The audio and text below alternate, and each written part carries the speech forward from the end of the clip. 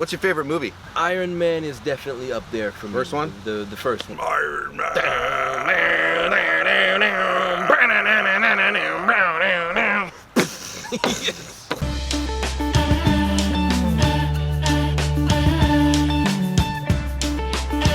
That might have actually been surpassed by the Guardians of the Galaxy's movies. All three? All of them. What is one Ninjago villain from the past that you would like Aaron to fight? Bring that villain back just for a fight. Okay. I'm gonna say Asphira. Oh, Because wow. Okay. I would like to bake her a pie. I'll beat you, then feed you. If Aaron becomes a full ninja, what colors or colors do you think he will be? I think he's got to have that kind of orangey, maybe a little bit of black in there, but I see the orange, gold, yellow sort of vibe with him. You said orange, but that looks yellow to me. This is a little bit more yellow, but when you on his figure, on him he's orange and yellow. There's a little bit of both. Okay. Mhm. I just needed to know if you were colorblind at this point. This is my black shirt, and this is my purple pants, and you wouldn't even know. And you dyed your hair green for this too. It was amazing. Aaron's minifigure comes with a pie. It blew my mind. They really did you a solid. They went all in with the Wow. whole pie thing. Doc's stock just went Yeah. up higher for Oh, me. yeah. That is so cool. Way to go. Yeah. If you're watching this, man, that's Yo, really cool. That's what's up. The 3 Ninjago characters you've done. Who's your favorite? It's hard to not say Aaron because protagonists can be really, really tough, but because he gets to be just such a nice, naive, innocent little goof at times, there's a lot of really, really neat, quirky stuff that I get to do. Does that mean you like good guys over villains? You know what? I don't have a particular preference. I'm just like, what is a good story? What's a good character? And I can go either way because I've played a decent amount of both. What's your favorite line in Dragon's Rising? Oh man, my favorite line is one that I ad-libbed into the show. It is when Aaron is trying to bribe Mr. Frohickey with a pie. He wants to enter the Mechmaster race. And he's like, oh fine, I guess, I'll just throw this pie away. And then I ad-libbed, maybe the dogs are hungry. Maybe the raccoons. So I was also able to make raccoons canon in the world of Ninjago. That's where it's all coming from. Now it makes sense. There you okay. go. Do you have a favorite Ninjago character other than yourself? I love Fugidove. I think Fugidove is incredible and hilarious, and everything he does is great. Shout out Adrian. Interviewed on my channel. Go back and find it. Right on. Yeah, Dude, Rod, it was so funny. When he did that stuff in session, it was really funny. Do you relate to Aaron at all? Massively. I mean, between the pie baking, between him always trying to do the right thing, him being self-taught on so many things as well. Aaron is very, very much a vibe. What inspired you to be a voice actor? Me being a shy kid, I really was mesmerized by cartoons with all these really larger-than-life big personalities that caught my attention. So a lot of it was shows that were done out here, like Reboot and Beast Wars. I wanted to be Bob from Reboot. And then another show that really, really got my attention when I was in high school, a show that I'm actually wearing the shirt of it under this, a show called Samurai Pizza Cats, also known as Kyato Ninden Teiyande. In Japanese. What he said. Yeah, just seeing all these big personalities, hearing voice demos for the first time was like, I think I can do this. I do imitations of teachers and students that I don't show off to anybody because I'm too shy, but I think I can make a job out of this. What's your least favorite food? I don't know. It's pineapple. And then the next question I think would be... pineapple is great, just not on a pizza. But that was the next question. But I don't hate you if you like it like that. It's just not for me. I hate pineapple on the pizza, and I do have a problem with you. So you played Thanos in some awesome thing that I didn't get in. So can Sonic beat Thanos? Oh boy. Oh no, I don't want to make the Sega people and the Marvel people go like, I'm gonna say, if we get like Ultimate Supersonic with all the Chaos Emeralds, might actually be the equivalent of the Infinity Gems. They might be. So I think if all the gems and all the stones were in play, I think it's 50-50. If not, whoever's got more gems or stones wins. I'll go with that. What's your most challenging role ever, and how did you overcome that challenge? I think that it might actually have been Thanos, because when I got cast for that role and I got the email or phone call, I was like, are you serious? Because I'd never tried to do anything quite that deep before. So when I'm there doing the session, I'm like, I can't maintain this voice. I can't maintain this voice. I was like in the bathroom of the studio just going, I gotta be Thanos. I gotta trying to make my voice deeper, which is a terrible idea. Don't ever do that. Yeah, it does work though.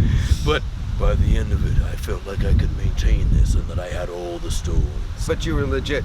Sounds a little nervous about it. I was horrified. But I had James Corrigal directing that. Amazing director, works with us on Ninjago, and he made sure I was taken care of. Good job, James. Yeah. Why did Aaron have to have Zane's haircut? Oh, when he was talking about all the different haircuts that he got, and he got the Zane. I mean, why would you So not that's get in the this? show? Yes. I haven't seen it. He's talking about how he was such a big fan of all the ninja, and he's like, yeah, I even did the Zane. And I'm like, yo, dude, why not? That's a fire haircut. Okay, cool.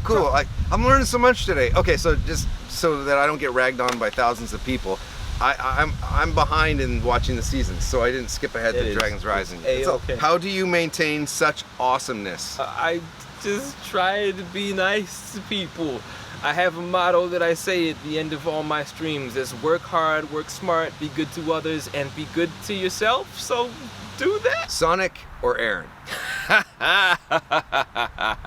Both. How do you prepare for the characters you play? Well, if it is a show that has a pre-existing sort of lore or episodes, I try to watch a couple of them to get a vibe for what's the energy of this show. Is there a lot of humor in here? Am I gonna stand out if I do something like this? Will I stand out in a weird way? So I'll do a little bit of watching. We'll read through the script maybe once. I don't normally read a full script, but for the first couple episodes to get the vibe, I typically will. But there's not usually much prep for me aside from that. Or he goes into the bathroom and goes, tries to blow his voice out. Definitely. To play characters like Thanos. Definitely when it comes to Thanos, but I live to tell the tale. Hey, where's Devin? He's in the bathroom. What is he doing? You hear this?